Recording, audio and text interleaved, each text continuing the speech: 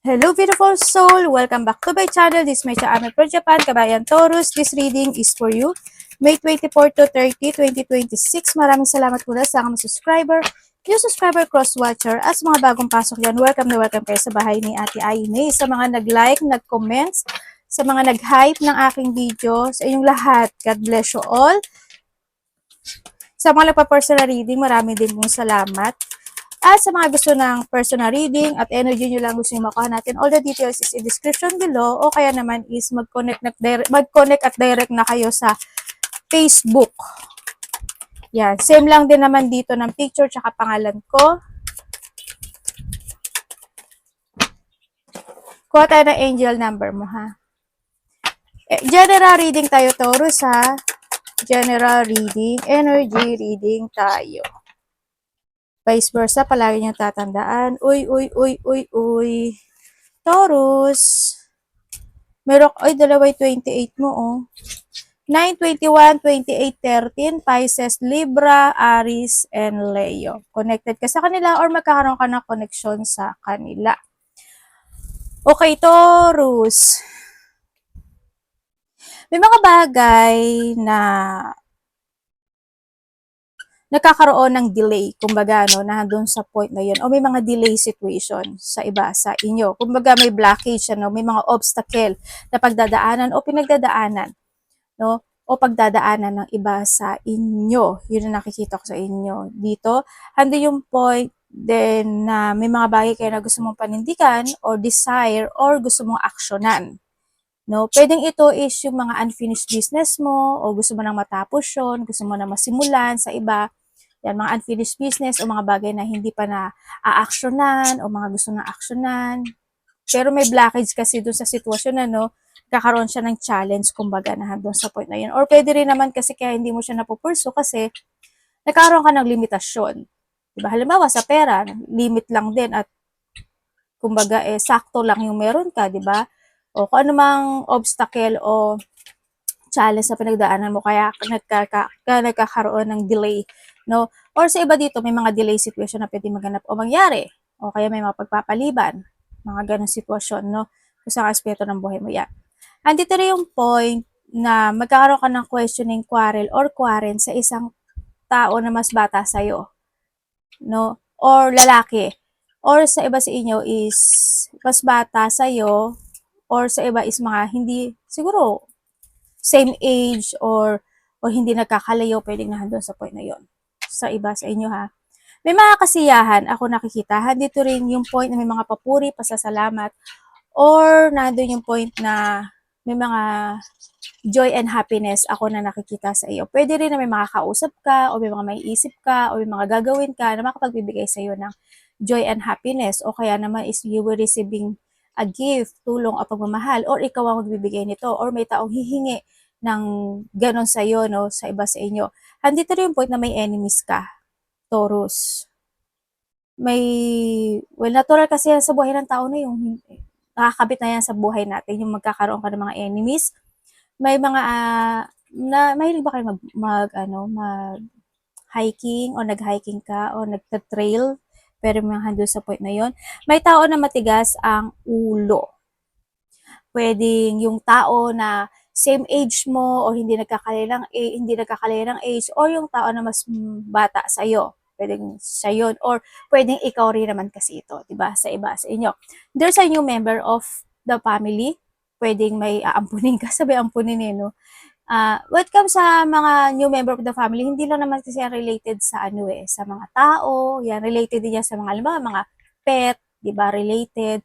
Kaya wag niyo isipin kasi blessing din sila sa atin. Actually, sila nga yung messenger ni universe, ni God, no, na pinapadala sa atin. Kaya be grateful kayo sa mga nasa paligid nyo, ha.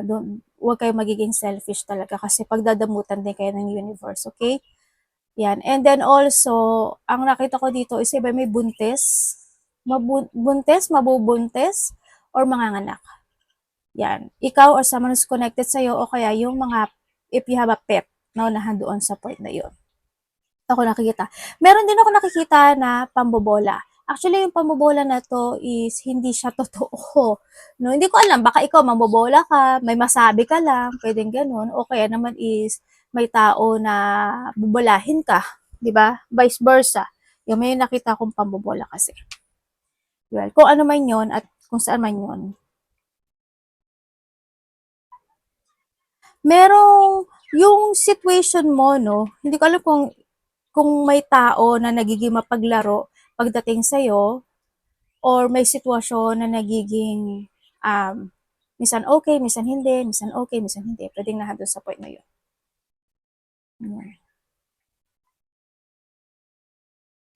Meron kasi akong nakita na nagiging mapaglaro yung sitwasyon. Or baka naman may mga happening situation or may mga playing situation na magaganap o mangyayari, di ba? Pwedeng nandun sa point na yun. Kaya nakikita ko yun.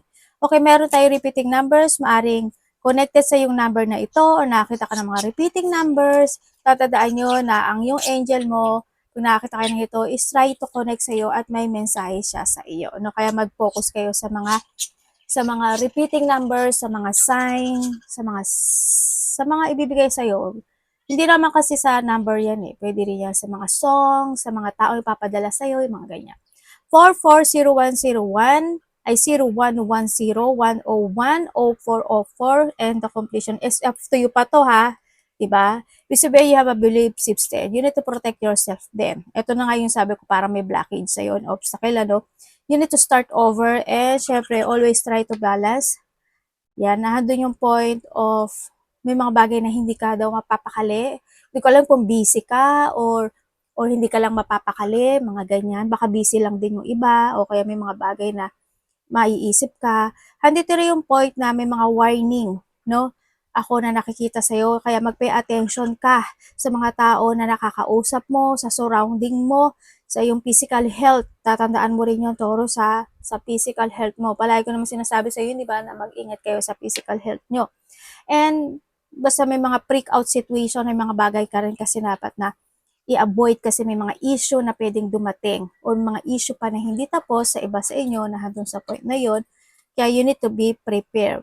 But there's a completion din kasi handun yung point na kailangan mo lang talaga na mag-action sa mga bagay-bagay or handun yung this is a time to clarity any situation into your life kung ano mga bagay na pwede mo i-let go, i-change of decision or mga bagay na kailangan mo na talagang baguhin at kailangan mo mag-awake dun sa sitwasyon physically, emotionally, spiritually, kung saan aspeto naman sa trabaho, sa mga sa paligid mo, yung sarili mo, maging aware and avoid ka rin sa iba. Gamitin mo yung talent mo kasi you have a talent then Taurus, you have a gift, kumbaga, yan. And we have the 444, 8 and 12. The balancing also to, no? Ito, ikaw kasi to no? Ibig sabihin, tulad ng sinabi ko kanina, you need to focus to yourself, think to the future, and may mga bagay ka talaga na kailangan mo maging aware, mag-action, and do your passion, and moving forward. Ang sinasabi dito, basta self-care lang din, ha? Yan, this is a 4-4, is the change, rebellion, guidance, justice, truth, character, love. Get ready for the good things you've been hoping for. Aba, may something. You were born for a higher calling. Aba, congrats. Mukhang ibibigay na sa'yo ang ninanais mo Put your energy into going toward your ambition. Focus to your ambition and the universe will align itself to provide you with the right people. Okay, ito na yon, di ba? We have the 4-4 kasi ikaw yan, yourself. Aalisin niya yung mga taong hindi para sa iyo. At dadalhin niya at ibibigay niya sa iyo. Ipapadala niya yung mga taong nararapat para sa iyo. Kaya, wag mong labanan yung change na magbabago sa buhay mo o yung mga pagbabago. Wag mong labanan siya, no? Well, it's up to you naman yan. Kasi handito rin naman yun, di ba? It's up to you to your belief system. Circumstances and resources to make things happen. O rebuilding yourself yan and restructuring. Tingnan natin, energy ni Taurus. Ibig sabihin, parang pag titingnan ko dito si 4-4, parang may babaguhin ka sa sarili mo. Transformation yan Yun na nakikita ko Teka lang. Nagkamot pa ng ilong si ate. Anak, nandiyan na naman kayo sa balikat. Anak, naiingayan daw sila sa boses nyo. Pasensya na kaya kung yung anak ko kasi nasa balikat sila. Yung dilaw lang naman ng palasalit. Madaldal talaga yung dilaw. Siya yung palaging kinakausap niya yung kapatid niya. Your energy. Energy mo. Okay, energy mo, ang nakikita ko sa'yo dito is merong mga bagay na iniisip. Pwede may mga bagong plano, may mga bagong strategy, o kaya naman is may mga bago kang makikilala, makakasalamuha, o may mga bagay ka na gustong gawin, mga ganun, may mga creativity ka na gusto mong gawin, o kaya is may mga pagbabago ng mga perspective, o ibig sabihin yun pananaw sa kinabukasan. O, di ba? Inisip ko pa talaga kung ano-ano na yun. Maaaring nagkakaroon o magkakaroon ka na ng mga ganun or kinakailangan mo, no? Sa iba naman sa inyo, nahandito yung point na energy mo is mas magkakaroon ka na ngayon this time ng tiwala sa sarili mo. Mas mararamdaman mo na magtitiwala ka na more sa sarili mo, ganyan. Handun yung happiness, handun yung joy na nakikita ko sa iyo dito, no? Handun din yung baka busy rin din kasi yung iba may mga multitask, multiple priorities kang gagawin by this time. And yung iba sa inyo is may mga i-evaluate daw kayo na situation. Sa iba naman parang on and off action. Yan, may mga bagay kayo na iniisip na gagawin, hindi gagawin, gagawin, hindi gagawin. Yung may mga pag-iisip. Andito rin yung point na parang mas makikita mo na this time yung kaliwanagan sa buhay. Yan, nandun yung point na yun. Yan, may mga, halimbawa, meron din sa iba sa inyo na, halimbawa, may nakakausap ka na nakapagbibigay sa'yo ng kasiyahan, di ba? O may mga iniisip ka na nakapagpapasaya sa'yo, di ba? Nandun sa point na yun. O kaya naman is, iba dito, baka may hinihintay kayo. Pwedeng nandun sa point na yun, no? Yun na nakikita ko sa inyo. Parating.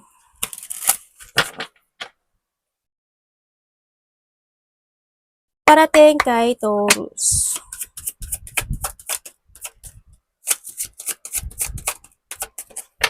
Pagpabalik kasi ito ng confidence sa iba. Ganyan. Parang bumabalik na yung sigla mo dati. Parating.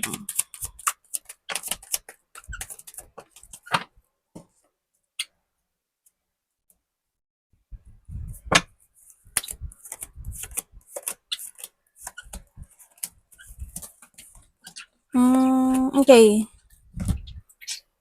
Parating sa iyo, ang nakikita ko sa iyo dito,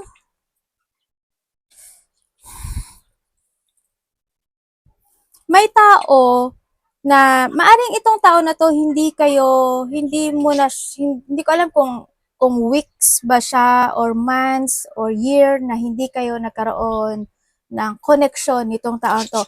Muli kayo magkakaroon ng connection.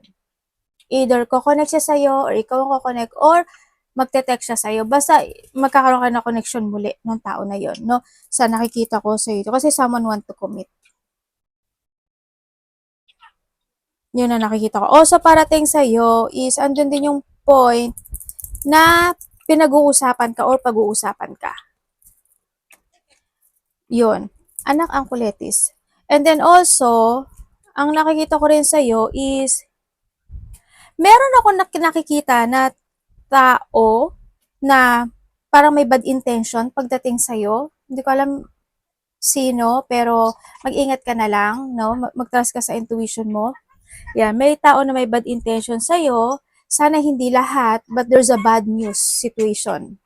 No? Sana wag naman lahat. Pero, hoping, maaring nangyari na ito sa iba, and then sa iba is hindi pa. Sana wag naman mangyari. No? Ako nakikita. Handun din yung point na may tao na magiging impatient. Medyo maiksi ata yung pasensya niya. Sana hindi rin ikaw. Andito rin yung point na may tao ako nakikita na parang nag-iisip siya ng kabiguan. Ganyan. Siguro, halimbawa, may kokonek ka sa kanya o may gagawin ka or may taong kokonek sa'yo nag-iisip ng kabiguan. Pwedeng nandun sa point na yun. Andun din yung point na meron ako nakikita na tao na magiging close-minded pagdating sa'yo, or maybe this is you, no? Baka magiging close-minded ka. Ganyan. May mga time na hindi mo maintindihan yung kausap mo, may mga time na hindi iiksi pasensya mo. Yan. May mga time daw na pwede rin kasi ito is pagod. Yan, may mga time na pwedeng tamarin ka, baka pagod ka lang din kasi, mga ganun. And then also, ang nakikita ko sa iyo dito is may mga tension na hindi pa totally nare-resolbahan sa nakikita ko dito, no? Pwedeng ito is related sa isang babae. Hindi ko alam kung ano yun, pero may babae rin kasi ako nakikita. Maaring yun yung tao na yun na tension na hindi pa nare-resolbahan pagdating sa kanya.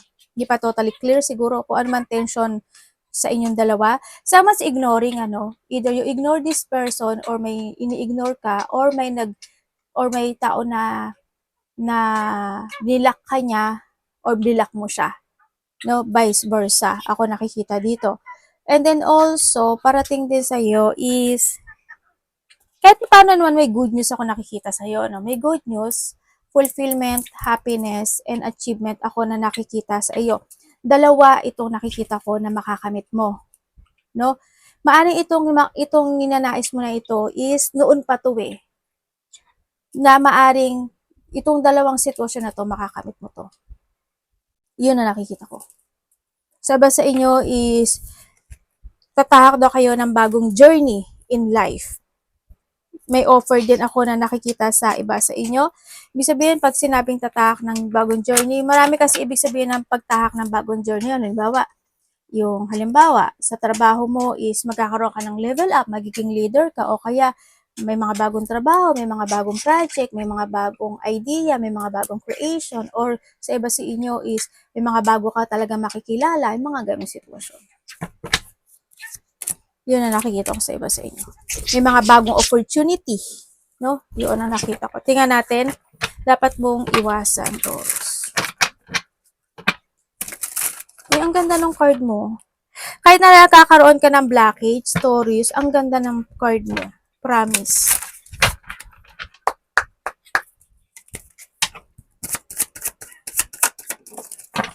Dapat iwasan.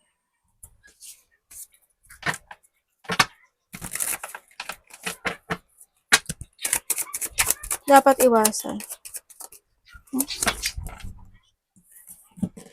Okay, dapat mong iwasan. Dapat mo iwasan, Taurus, siguro yung bahala na situation. Yan, iwasan mo yun.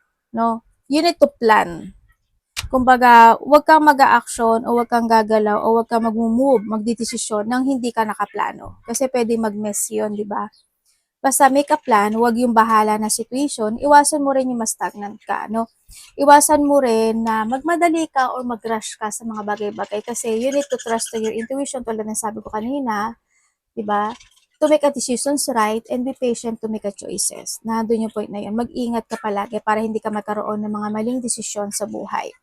And then, iwasan mo din, yung magkaroon ka ng mga pagsisisi sa mga naganap o nangyari sa buhay mo. Ang kailangan din kasi doon is to learn sa mga nakaraan, yun, and to accept. May mga bagay na kailangan mo na rin magkaroon ng recovery or you need to heal in some aspect of your life. Physically, emotionally, spiritually, kung saan, sa bulsa mo, pwede. Kung saan mga aspeto ng buhay mo yan. Tulad sabi ko kanina, diba, para may health issue ka rin sa iba sa inyo. Ikaw or sa family mo, yan, ingat-ingat din kayo. Siguro, sa iba sa inyo, kung wala pa kayo nararamdaman when sa health issue nyo, maaring ito yung point na pinag-prepare kayo ni Universe, ni Lord, na mag-ingat kayo, baka kasi medyo may tumatagilid na o tatagilid na, diba? Yun yung ibig sabihin, warning yun, no? Kaya yung mga warning na hindi yun negative, it's a warning. Kumaga, pero it's up to you naman, diba? Nakalagay naman, it's up to you, diba? Kung makikinig kayo or hindi. Pero kung magiging aware kayo dun sa warning, mas good siya, di ba? Kung isipin nyo na negative yon, well, it's your choice, no? Nasa choice niyo yun.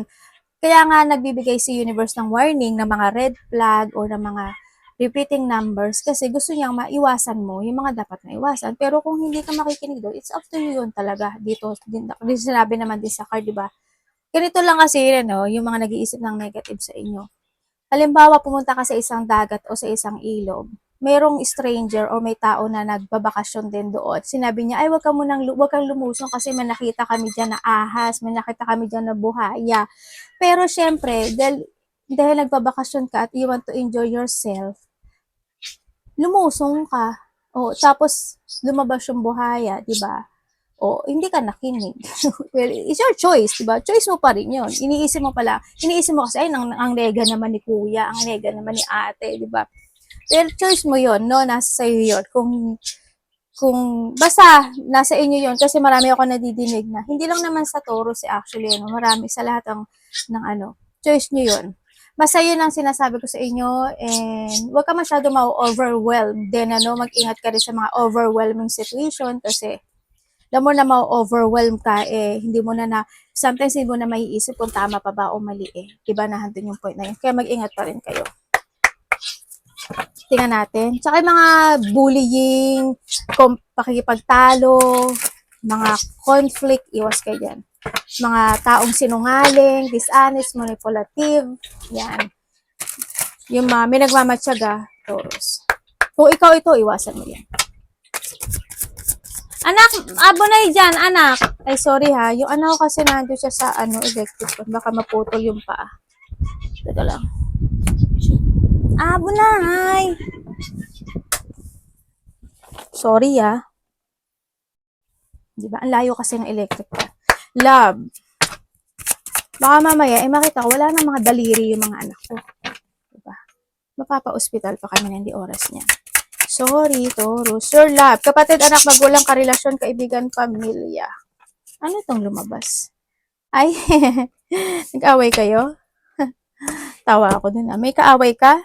May parang may nagkakainitan. Kung saan aspeto ng buhay mo yan. When it comes sa love,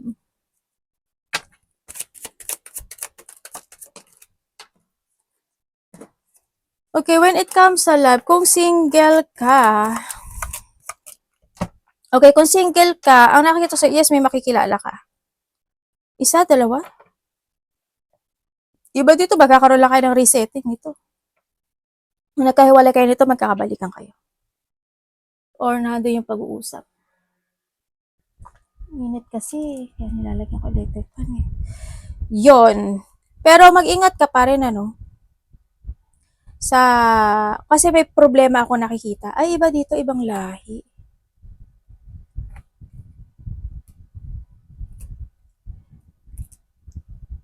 Iba dito, nakakausap nyo na to.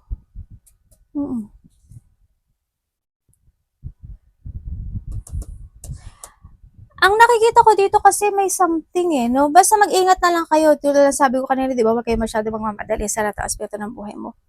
Dito kasi parang may pamilyado or may karelasyon siya, pero may problema eh. Kung sino man sa kanila ha, mag-ingat ka na lang. And then also, dito sa sitwasyon, kung nagkahiwalay kayo nitong tao na ito, may open up situation kasi isa dito, they want to recover this connection. Yun na nakikita ko ha, isa sa inyo. Gusto niya ng resetting. Or hando pa rin yung inaasam niya na magkaroon pa rin ng pag-resetting dito sa sitwasyon. Pero kung titingnan ko dito, may blockage eh. Hindi ko alam bakit, pero may blockage sa connection na ito. May ibang tao. Sa part mo o sa part niya. Ganyan. Pero isa sa inyo na gusto ng recovery. Ako nakikita ha. Sa iba dito, ano to, still spying pa rin itong tao na to or ikaw ito or nandun yung point na naiisip ka pa rin niya. Kumbaga pumapasok ka pa rin sa isip niya kahit paano. Kasi siguro hindi naman siguro ganun kabilis na makalimutan mo yung tao, di ba? Kung 10 man kayo, 9 months pa lang ba o days, mga ganyan. Kung ilang months mo kayo, 3, 6, kung ilan man yan, di ba? Or 18, something, 11, weeks, days, months, kung ano man yan. Yun. Sa mga may third party relationship naman, accept mo eh na ganito na ang sitwasyon niyang dalawa. No?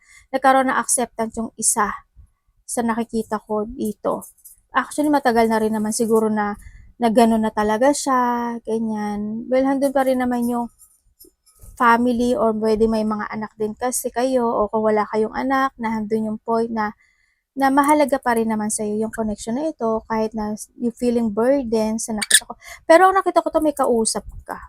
Both of you may kinakausap na ibang tao.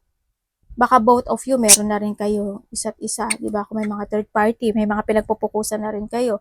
Kung wala naman kayong third party relationship, kung nag-away kayo nito, magkakabati kayo nito. Yun ang nakita ko. Magkakaroon ng pagbabating muli. Sa nakita ko, magkakaroon kayo ng resetting kasi. And then also is may mga tao rin kasi na nasa paligid nyo na nagigive ng advice pagdating sa connection na ito, no? Ando naman yung stability or stable connection, both relationship naman sa kanya or sa part niya, okay naman yung connection, no? Sa nakikita ko dito. Ang nakikita ko lang dito sa inyo is may mga time daw na may mga time or merong lihim ang isa sa inyo. Yun ang nakikita ko dito. Or may ililihim. Hindi ko alam in what way yung paglilihim niya, pero may lihim. Na baka hindi naman kasi importante. Kaya hindi na rin naman niya sinasabi, di ba? Pwede na dun sa point na yun. Tingnan natin yung money mo.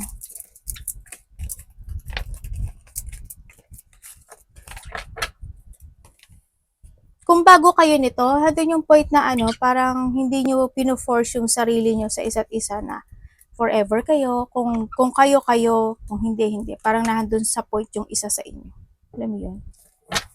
Tingnan natin ang money mo. Yun ang thinking ng isa. If kami, if hindi. Uy, ano ba yung mga baluga? Di ba? After nila do sa Sempuki, nandito naman sila para manggulo. Your money. Uy, may sun ka, oh. Diyan na. Dito, alis. Okay, when it comes sa yung money and trabaho to, sa yung money and trabaho, maganda naman siya kasi there's a recovery and successful naman pagdating sa iyong money and trabaho. Hindi naman yung victory and success. So, nakita ko may mga achievement din naman ako na nakikita sa'yo. There's a goal naman ako na nakikita na magiging okay siya. Yun nga lang, mag-ingat ka na lang din sa money mo kasi may mga chaos din ako na nakikita sa'yo. Or pwede rin kasi na merong sitwasyon ka na over naman din siguro, di ba? Halimbawa, over yung paglabas mo, overspending, o kaya naman is may mga tao, or ikaw ito, may mga tao na magkakaroon ka na connection sa kanila na mapapako yung pangako nila. Yeah, may mga promise na hindi magkakatotoo or hindi matutupad. Yun na nakikita ko dito. Hindi ko alam in what way yun. Halimbawa, may nangutang sa'yo o may mga utang. Diba, sabi niya magbayad siya pero hindi naman pala. Mauudlot, madidelay, mga ganun. Basta merong chaos pagdating sa trabaho or sa pera. Sa iba naman sa inyo, siguro nagiging matumal, 'di ba? O kaya baka naman pala absent din kayo, 'di ba? O kaya kulang yung mga oras, nagbawas-bawas. Pwede na doon sa point na yun. Pero by this June kara, simula June, na doon yung magiging okay, mas unti-unti magiging maganda yung flow ng iba sa nakita ko dito sa inyo. Yun. May mga victory and success kasi ako nakikita sa iyo. Sabi naman dito may mga gagawin ka raw eh. Yung iba sa inyo, no, may mga gagawin kayo. Sa iba sa inyo, you always try to balance or to control the situation pagdating sa trabaho and money. Yun. Pero ingat ka pa rin kasi may chaos ako nakikita. Ingat ka na lang, ha? May mga time daw na may imbalance ka. Arigato namaste, God bless.